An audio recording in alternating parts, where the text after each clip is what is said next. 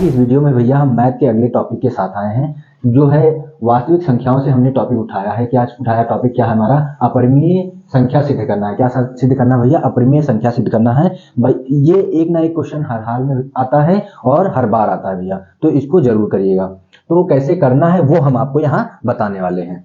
तो जैसे मान लीजिए परिमेय संख्या कैसे सिद्ध करना, मान लीजिए आपसे कह दिया √2 एक परिमेय संख्या है, √2 एक क्या है? परिमेय संख्या है, ये सिद्ध कीजिए, ये सिद्ध कीजिए। तो कैसे सिद्ध करना है वो देखिए, ये है हमारा क्वेश्चन।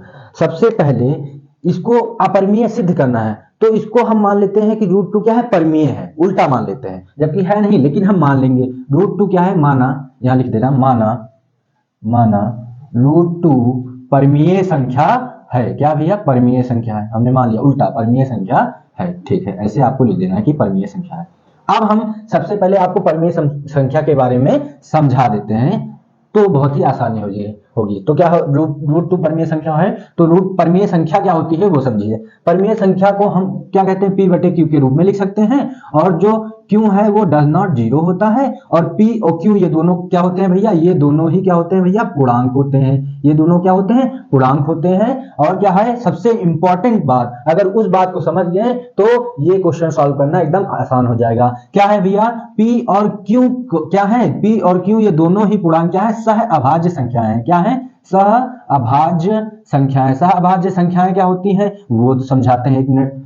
सहअभाज्य संख्याएं क्या होती हैं उनको समझे अगर, तो सहअभाज्य संख्याएं वे होती हैं जिनमें केवल एक उभयनिष्ठ मिले। जैसे दो संख्या हम लेते हैं, जैसे 3 ले लें, 5 ले लें, इनका गुणनखंड करें क्या होगा? 3 गुणे 1 होगा। इसका गुणनखंड करें तो क्या होगा? 5 गुणे 1 होगा। तो इन दोनों संख्याओं में क्या है? एक के अलावा कोई उभयनिष्ठ ना हो, केवल एक हो। उभयनिष्ठ क्या हो?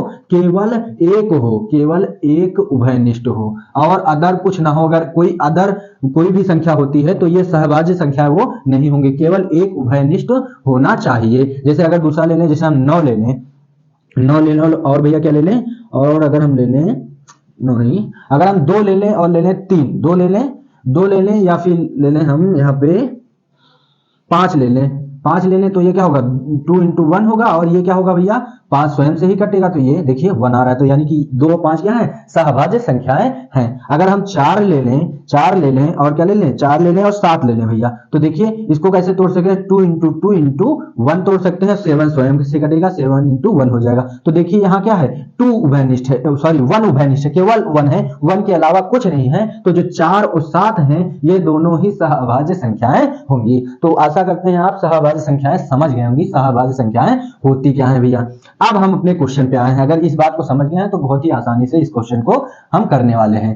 तो क्या हमने माना है कि √2 क्या है? एक परिमेय संख्या है, तो इसको हम p/q के रूप में लिख सकते हैं। तो इधर लिखिए √2 और इसको p/q के रूप में लिख सकते हैं, तो हमने लिख दिया p/q के रूप में। इसको मान लेना है इक्वेशन नंबर फर्स्ट। अब यहां समझिए कैसे हमको आगे बढ़ना है, ये बहुत इंपॉर्टेंट होता है। तो कैसे बढ़ना है? अब भैया अगर हमको अपरिमेय इसको सिद्ध करना था, हमने उसको उल्टा माना परिमेय। तो ये अपरिमेय संख्या कब होगी? अगर हम p और q की वैल्यू निकालें, कैसे भी करके p और q की वैल्यू निकालें और यहां रख दें। अगर उभयनिष्ठ केवल एक आता है p और q अंकों में, तो वो क्या हो जाएगी? एक आता है तो ये परिमेय हो जाएगी, एक नहीं आता है तो क्या हो जाएगी? अपरिमेय हो जाएगी। जैसे अगर मान लीजिए p के जगह 5 आ जाता है और q की जगह 4 आ जाता है, तो क्या हो जाएगा? 5 × ये 1 हो जाएगा, और 4 को 2 × 2 × 1 लिखेंगे, तो ये देखिए एक उभयनिष्ठ है, तो ये परिमेय संख्या हो जाएगी। अगर इसमें यहाँ पे अंक आ जाता है 6, तो इसको अगर इसका गुणनखंड करें तो क्या हो जाएगा? 2 × 3 और × 1, तो यहाँ देखिए 2 भी आ रहा है और 1 भी आ रहा है, तो ये परिमेय संख्या होगी कि नहीं होगी? नहीं होगी भैया, क्योंकि एक के अलावा 2 भी उभयनिष्ठ आ गया, और परिमेय संख्या तभी होती है जब केवल एक ही उभयनिष्ठ आए। ठीक ना भैया? तो यानी कि हमको अगले अब क्या करना है? यहाँ पे p और q की वैल्यू निकालना है किसी भी तरह। तो आगे जहां भी रूट दिखता है फिर हम तुरंत वर्क कर देते हैं। क्या करेंगे भैया? दोनों पक्षों का हम वर्क करेंगे। दोनों पक्षों का वर्क करेंगे तो √2 का वर्क करेंगे बराबर p/q का होल स्क्वायर कर देते हैं। अगर इसको हम खोलेंगे तो 2 का √2 का होल स्क्वायर 2 आ जाएगा, और ये अलग अलग इसके स्क्वायर चले जाएंगे, ये आ जाता है। और यहाँ पे प्रमेय लगती है भैया, किसी संख्या का वर्ग किसी संख्या का वर्ग, मान लीजिए 4 का वर्ग 2 से अगर विभाजित है तो 4 भी 2 से विभाजित होगा। जैसे 4 चौक क्या होता है 16 हो जाएगा, और 2 नीचे है तो 8 बार में चला जाएगा ना। और 4 देखिए 4 भी 4 2 एकम 2 दूना 4, देखिए किसी संख्या का वर्ग भी कर रहा है 2 से, और वह संख्या भी 2 से विभाजित हो रही है। तो यही चीज यहाँ पे होगी।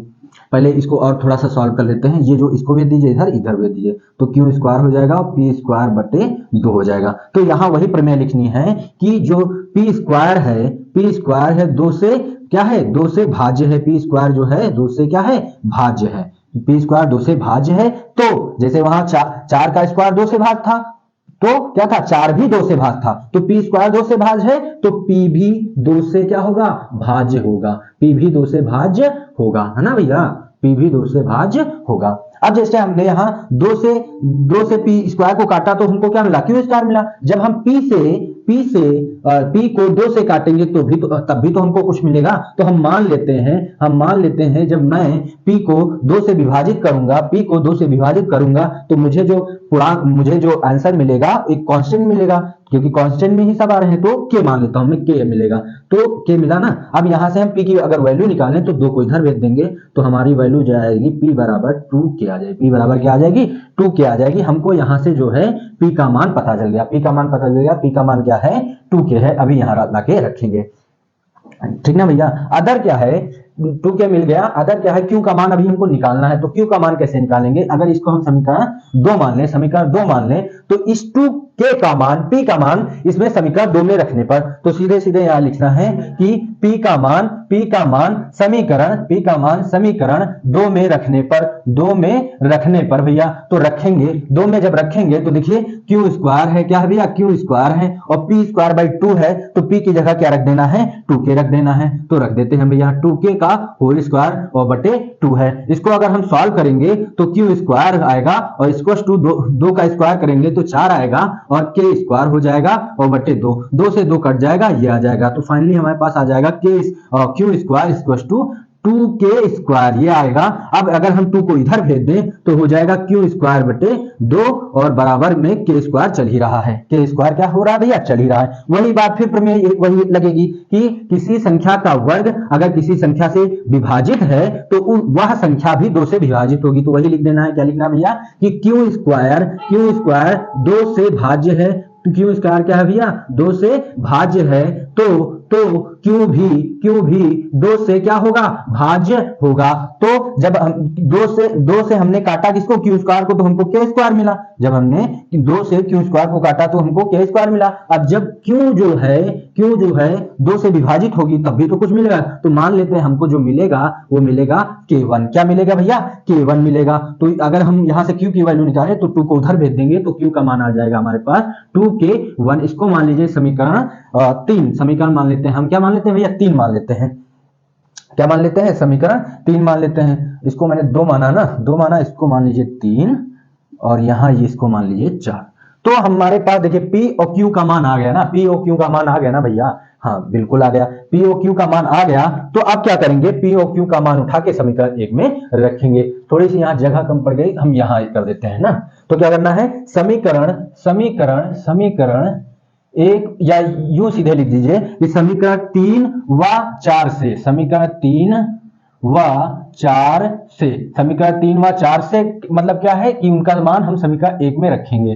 तो समीकरण 1 में जब रखेंगे तो क्या है, अंडर रूट हमारे पास क्या है 2 है, और p की जगह क्या रखेंगे भैया, p की जगह 2k रखेंगे, p की जगह क्या रखेंगे 2k रखेंगे, और q की जगह क्या रखेंगे 2k1 रखेंगे, q की जगह 2k1 रखेंगे। अब क्या करना है, इनका गुणनखंड करेंगे। जो हमारे 2 अंक मिले p और q मिले उनका गुणनखंड करेंगे। अगर 2 के अलावा 1 के अलावा कोई अन्य उभयनिष्ठ मिलता है तो ये प्रमेय जो है नहीं होगी, अपरिमेय होगी, ठीक ना। क्योंकि कहा है परिमेय संख्या तभी होती जब सहभाज्य दोनों संख्याओं p और q सहभाज्य हो। तो देखते हैं ये और ये अंक सहभाज्य है कि नहीं। तो अंडर रूट 2 और इसका गुणनखंड करेंगे तो 2 इंटू के में टूट जाएगा, और इसका करेंगे 2 इंटू k1 में टूट जाएगा, और अंडर क्या हो जाएगा 1 होता है, ऐसे टूटेगा। ये पूरा ये हमारा टूट गया है। देखिए 2k था तो 2 इंटू के और इंटू 1, और 2k1 था तो 2 इंटू k1 और इंटू 1। अब देखिए इसमें उभयनिष्ठ क्या क्या है, उभयनिष्ठ भैया 2 आ रहा है, उभयनिष्ठ क्या आ रहा है, 2 आ रहा है और